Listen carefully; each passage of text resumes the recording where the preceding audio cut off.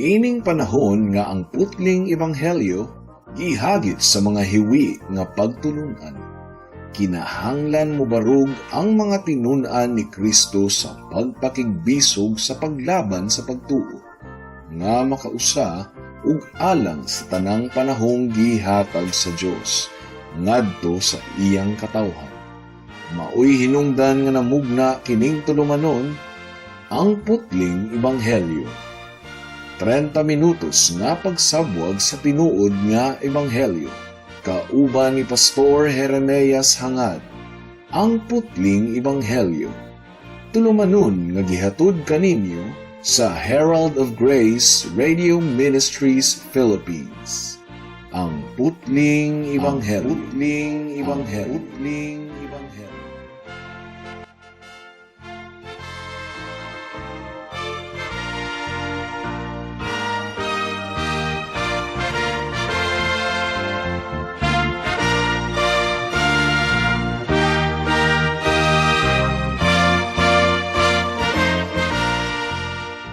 Mayong hapon, Mabinay, mayong hapon, Negros Oriental, Negros Occidental, Guimaras, Dumaguete City ug kutob sa tanang gidala sa Ginoo sa pagpaminaw niining atong programa nga giuluhan og ang putling ebanghelyo. Kini ang inyong igsuon og higala sa kahanginan si Pastor Jeremias Laure Hangad sa Herald of Grace Radio Ministries Philippines, dinuyugan sa iglesia nga nag-sponsor niining atong programa, ang Salitran Covenant Bible Church sa Barangay Salitran, Dakbayan sa Dasmariñas, Probinsya sa Cavite.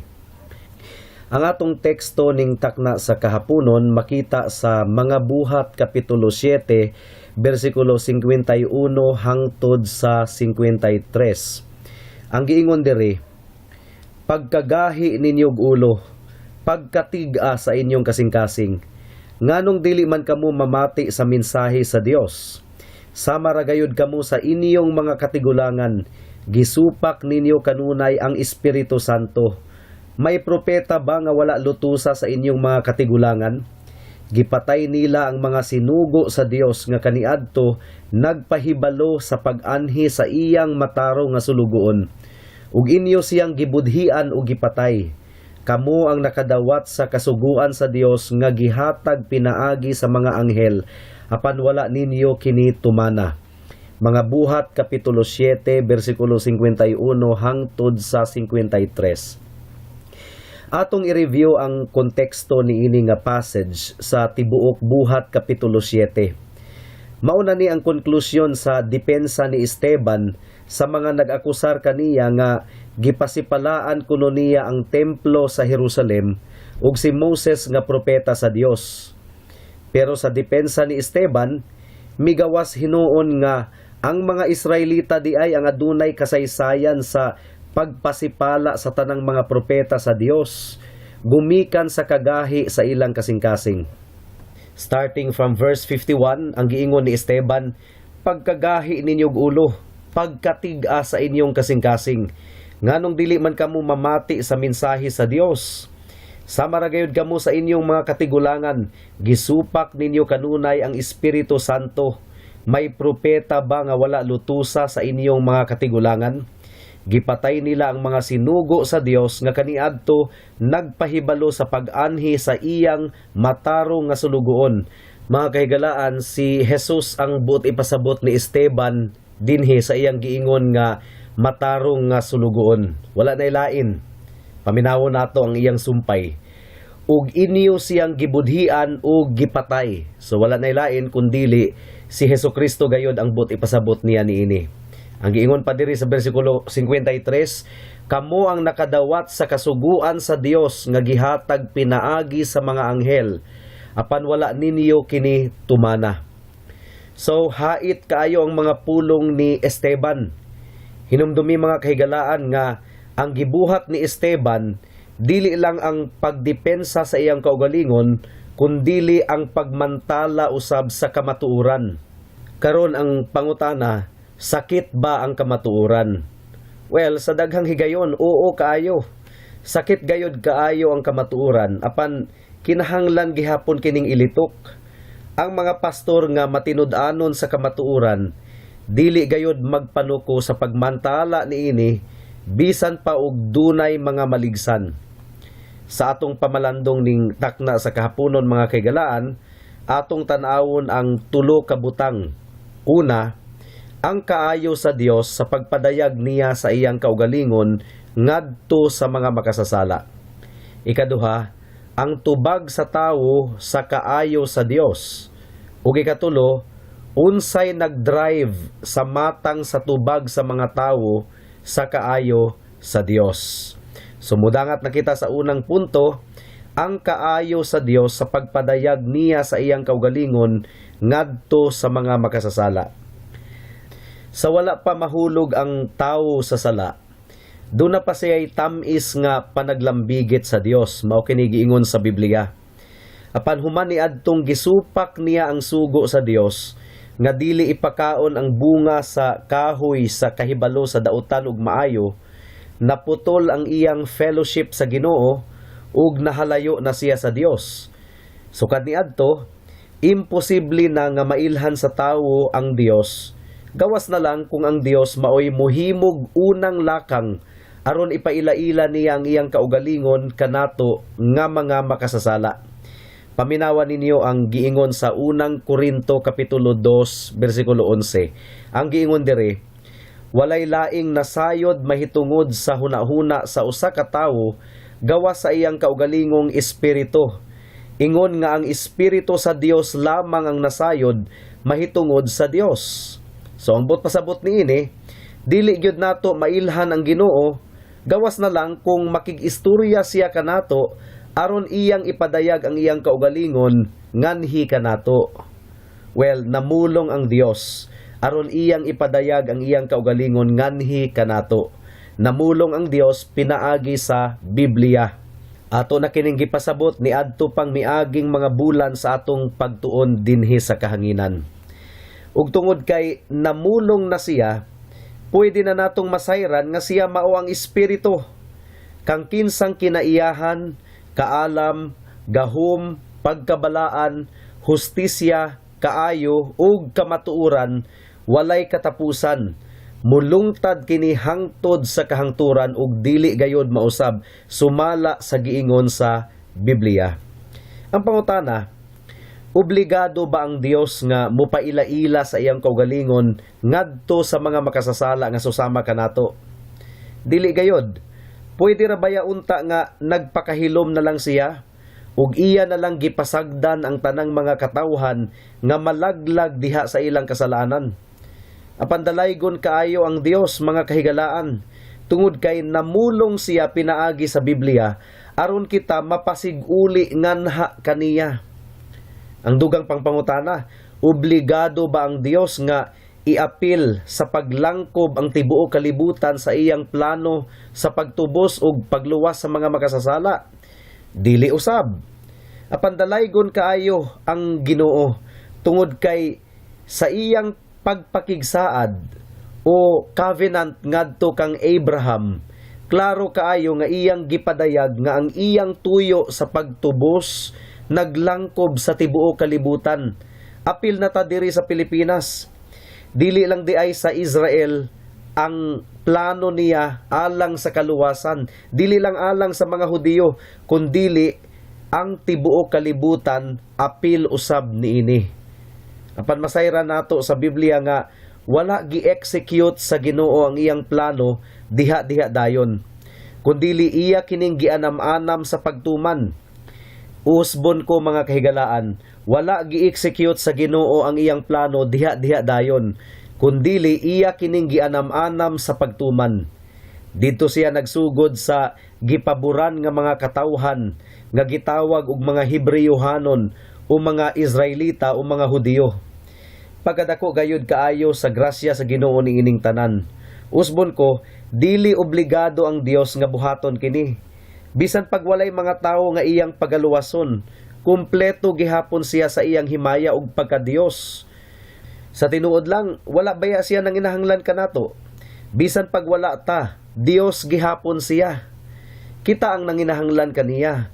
Mao nga mudangup ta niya mga kahigalaan, pero ang Dios wa gyud nanginahanglan kanato. Sa mga katawhan sa tibuok kalibutan, ang mga Hudiyo gayod ang pinaka gipaboran tungod kay sila ang unang gihatagan sa balaod sa Dios. Gamay ra kaayo ni sila nga mga katawhan. Mura ra sila og tuldok itandi sa mga katawhan sa tibuok kalibutan. Apan sila ang gipaboran sa Dios. Samtang ang tanang mga katawhan sa tibuok kalibutan nagpuyo sa kangit-ngit ug pagkawalay Dios kaniadto, ang mga Israelita adunay kahibalo ug pagkaila kang Yahweh, ang Dios nga nagbuhat sa mga langit ug yuta. Ang giingon sa Deuteronomy kapitulo 7 bersikulo 7 mahitungod sa mga Israelita mao kini: gipili kamo sa Ginoo ug gimahal niya dili tungod kay mas daghan kamo kaysa ubang katawhan, gani kamo may labing jutay. Pagkadako kaayo sa grasya sa Ginoo mga kahigalaan, dili sila takos, dili takos ang mga Hudiyo, apan gibubo sa Dios sa nasod sa Israel ang kahibalo mahitungod kaniya. Dugang pa, gipadala sa Ginoo ngadto kanila ang mga anghel, nga ang buti pasabot mga mensahero sa pulong sa Dios. Sa pinulungan nga Hebreyo mga kahigalaan, ang anghel or angel mao ang terminolohiya nga gigamit alang sa mga mensahero. An angel in the Hebrew language means messenger. Kung ato kining i-apply sa atong kaugalingon mga kahigalaan, makaingon pod ko nga gipaboran kaayo sa Dios ang atong mga tigpaminaw. Tungod kay aduna kamoy kagawasan sa pagpamati sa pulong sa Dios. Wala ba mo masayod nga wala ni nga pribilehiyo sa ubang nasod? Dakpon baya ang mga Kristohanong magwalali sa ubang nasod? Ang tinuod gayod nga mga magwalali, pirisuhon sa ubang nasod. Pero diri sa Pilipinas, gawas nun kaayo tang magwali ug mamati sa pulong sa Ginoo. Paminawan ninyo ang giingon sa Amos kapitulo 8 bersikulo 11. Ang giingon diri, moabot ang panahon nga padad-an ko gutom ang nasod sa Israel. Gutomon ang katawhan apan dili sa pan, ug uhawon sila apan dili sa tubig. Gutomon sila sa mensahe gikan sa Ginoo. Ako ang Ginoong Dios, mao'y nagsulti niini. Mao nga mga kahigalaan, pabor di ay sa Ginoo kanato kining gihatag niyang kagawasan sa pagsangyaw ug pagpamati sa iyang pulong. Ang mga Israelita, tungod sa ilang pagkatig-a sa kasing-kasing, gipadadaan sila sa Ginoo og kagutom, dili sa pan. Gipadadaan sila og kauhaw, dili sa tubig, apan sa mensahe gikan sa Ginoo. Mao ni giingon ni Amos. Nahitabo ba kini? Nahitabo gayud kaayo. 400 ka tuig nga wala jud nakig-istorya ang Ginoo kanila pinaagi sa mga propeta tungod sa kagahi sa ilang ulo. Mao kini ang gitawag og 400 years of silence from Malachi up to Matthew. Wala gayud nakig-istorya ang Dios kanila, hilom kaayo ang Ginoo. Karon, bisan pa sa pabor nga gihatag sa Dios sa nasod sa Israel, unsa man ang ilang gibalos? Nagpasalamat ba sila ug nagtamod sa pulong sa Dios? Mga kahigalaan, makaguol kaayo, baliktad ang nahitabo. Ila hinuong gipapatay ang mga propeta nga nagwali sa pulong sa Dios. Mao kini ang ikaduhang punto sa atong pagpamalandong. Ang tubag sa nasod sa Israel sa kaayo sa Dios. Ang tubag, wala sila'y utang kabubuton.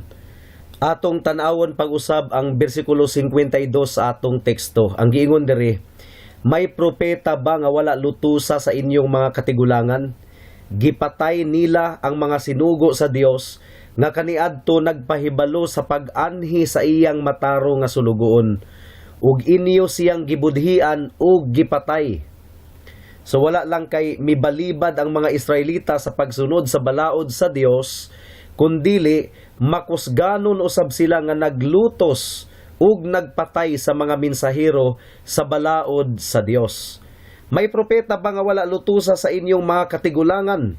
Klaro kayo ang tubag, wala. Bisan pag ilang i-recall kung duna ba'y propeta nga wala lutusa sa ilang mga katigulangan, wala gayod sila'y mahinumduman bisag usa. Tanan ilang gilutos, ug ang uban ilang gipapatay. And specifically, gipatay sa ilang mga katigulangan ang mga propeta nga nagpahibalo ug nagtagna mahitungod sa umaabot nga Mesiyas nga mao si Hesukristo. Ug karon, mas grabe pa hinuon ang ilang gihimo tungod kay sa pag-abot sa Mesiyas, ilang gipapatay ang Mesiyas. Wala sila makaagwanta. Ilang gipapatay o gilansang ang Mesiyas didto sa cross. They have just murdered the righteous one himself. Mao kini giingon ni Esteban sa iyang conclusion sa iyang depensa. Now, what about sa atong kapanahunan karon mga kahigalaan?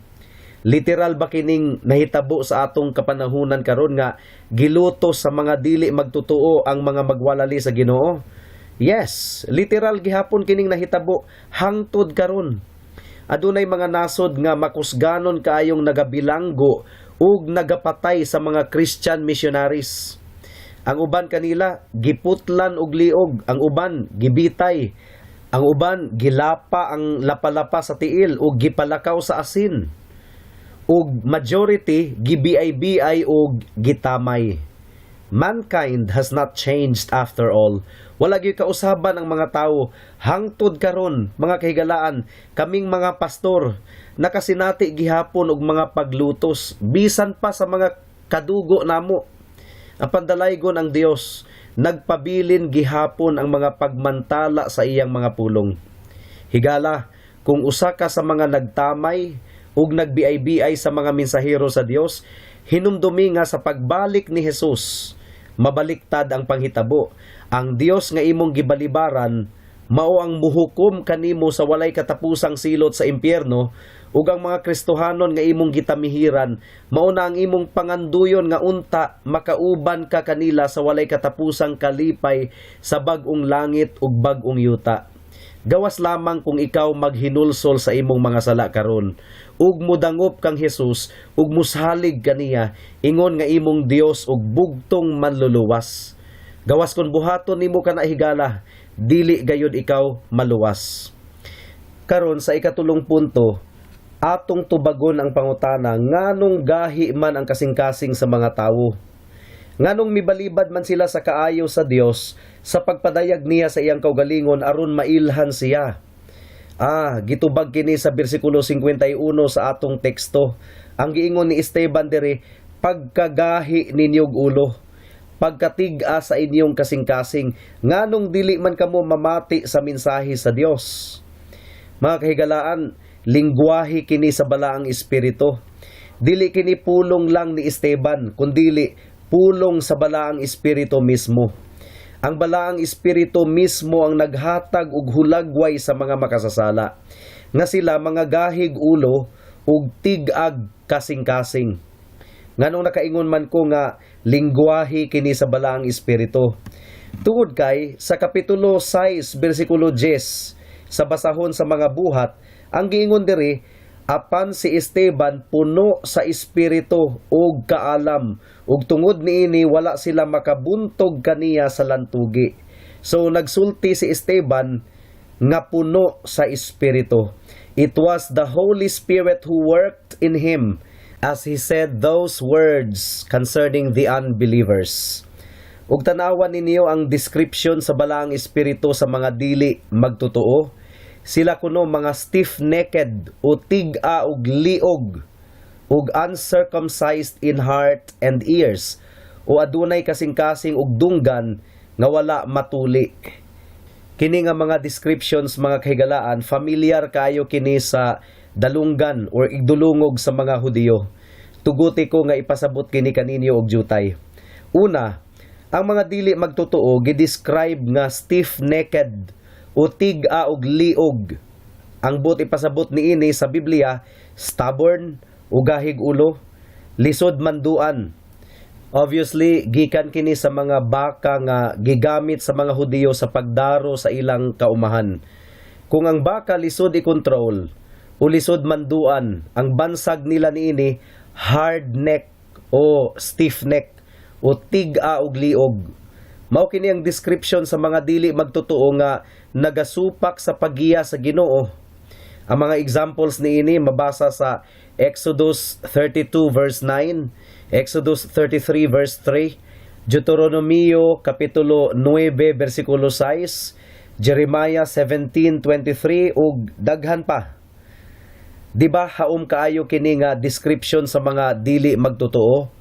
Kining mga tawhana andam nga mutuo sa mga tuo-tuo, pero kanunay nagdumili sa pagsunod ug pagtamod sa pulong sa Dios.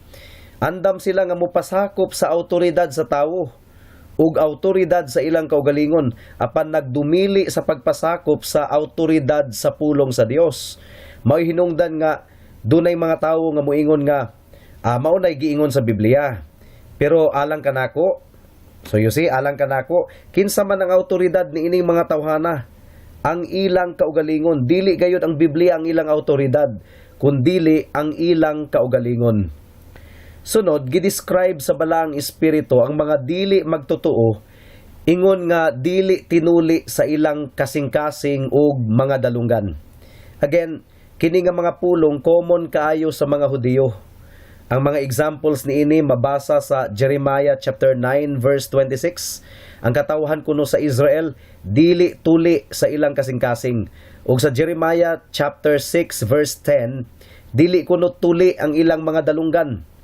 Bisan kuno unsaon og badlong, wala kuno'y kahadlok sa Ginoo kay bantok na ang kasing-kasing. Nagtuo ko mga kahigalaan nga haom gayud kini kaayo sa description sa mga dili magtotoo sa atong kapanahunan karon. Ang mga Hudiyo nang hinambog tungod kay mga tinuli sila sa unod. Apan ang Dios nag-ingon nga dili sila tinuli sa ilang kasing-kasing. Wala sila'y paghigugma sa Dios. Wala sila'y kahadlok sa Dios. Ang ila pong mga dalunggan dili tuli kay nagpabungol-bungol sila sa pulong sa Dios. Sa atong kapanahunan karon, narabay mga tao nga mukalit lang og duka kung magsugod na ang wali. Mukalit lang og kapoy ang ilang lawas, apan mata kaayo kung laing butang ang hisgutan. Mao kini giingon nga tinuli sa gawas, pero sa kasing-kasing pisot. Naay mga tao nga relihiyoso sa gawas, pero tigpakaaron ingnon sa sulod sa ilang kasing-kasing. Mudangat na kita sa application. Alang sa mga magtotoo, ayaw ninyo isipa nga ang kalibutan naghandom nga makigamigo kanato. Dili gayod.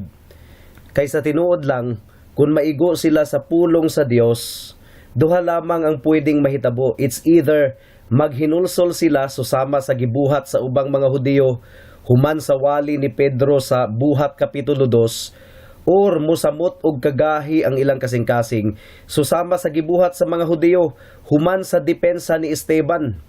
Ilang gibato si Esteban hangtod nga namatay kini. Duha lamang ang pwedeng mahitabo sa atong pagwali sa kamatuoran dinhi sa kahanginan. It's either people will repent and believe in Jesus, or they will remain hard-headed, stiff-necked in their trespasses and sins. Apan nagtuo ako mga kaigsuunan nga makahimo ang Dios sa pagluwas kanila. Makahimo ang Dios sa pagpahumok sa ilang bantok nga kasing-kasing, sama sa iyang gibuhat kang Apostol Pablo nga kanhi manlulutos sa mga Kristohanon apan naluwas ug nahimong apostol alang sa mga hintil.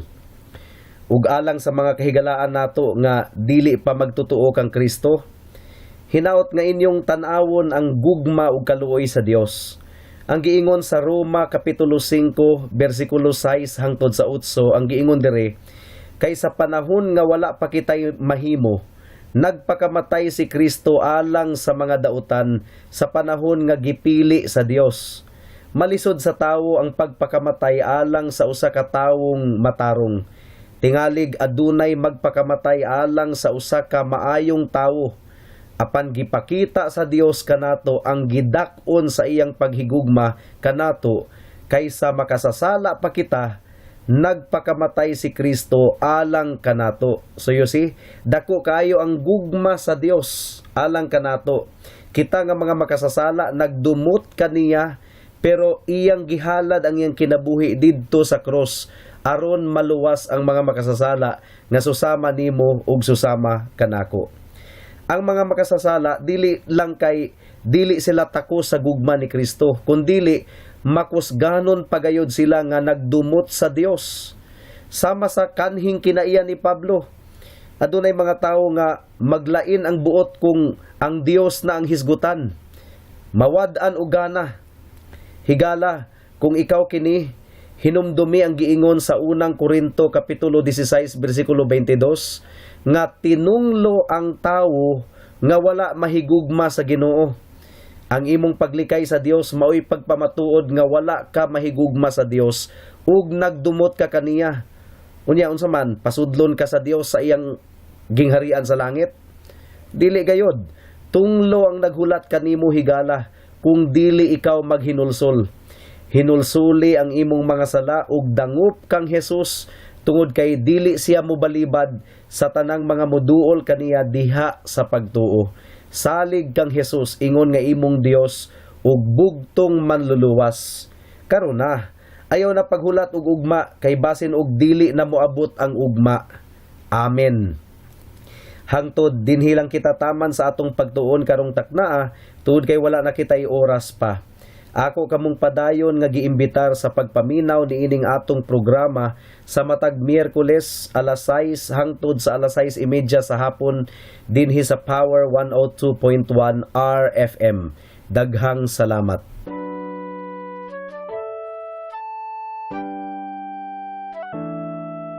Noon ay bulag ako sa daan ng kaligtasan.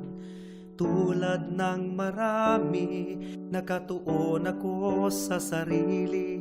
Mabait naman at matulungin at walang kapwang inabuso. Kung kaya't ang tiwala ko, malamang ligtas ako.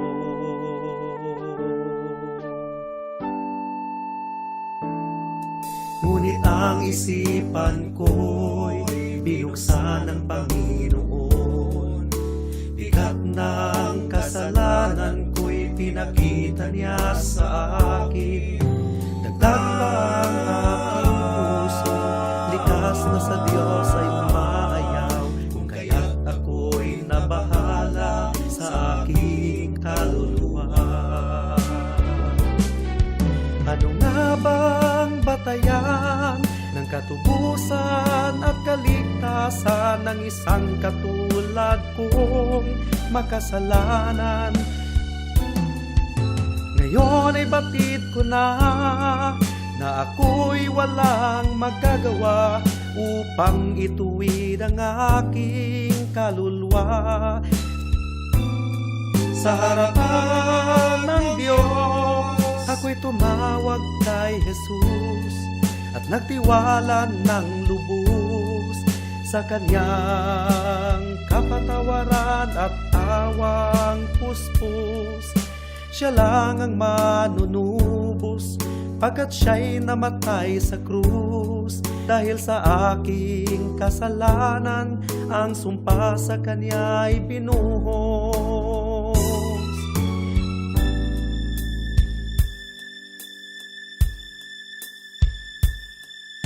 Ngayon ay tiyak ko na ang aking kaligtasan, aking nararanasan, tunay na kapayapaan. Ang puso ko'y binago niya, ang buhay ko'y inayos niya. Purihin si Jesus sa dakilang biyaya niya. Puso ko'y binago niya, ang buhay ko'y inayos niya. Purihin si Jesus sa dakilang biyaya niya. Kay pinaagi sa pagtuo, naluwas kamo tungod sa grasya sa Dios. Dili kini inyong buhat, kundili gasa sa Dios.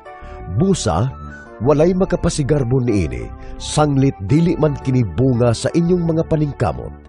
Mga binuhat kita sa Dios, ug gibuhat kita niya diha kang Kristo Jesus, aron magbuhat kita sa maayo nga mao'y iyang tuyo alang kanato. Alang sa dugang nga mga pangutana, mahimong mo text kang Pastor Jeremias hangad sa 744-3030.